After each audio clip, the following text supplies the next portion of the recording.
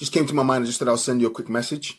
I know that you've had some experiences with church in the past, and that might have led you to kind of step away from church or churches in general. Excuse me. Or things, relating to church stuff. I don't know what your heart is regarding it, but I really do feel that, I pray that God gives you healing in that area and really strengthens you to pursue again or to enter a community of Christians again, of believers, because I think it's so exciting, it's so important to be part of a family of Christians, a family of believers. It does a lot.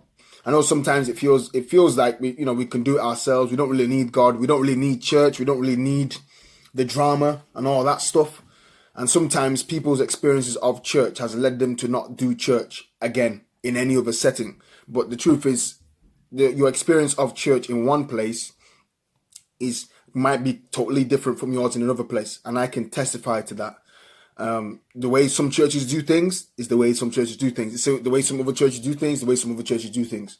There is no perfect church, but I feel there's a place for everyone where they would find fulfillment and find a community to be part of, and a community they can do life with, I know you're an independent, strong woman.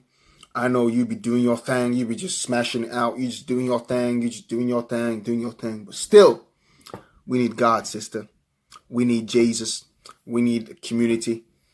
And we need God. And God even says, yo, babes, you're my children, but you need church to stay on fire. You need church to worship and praise me. And don't forsake the gathering of the brethren. All right. I just thought I'll just share that with you.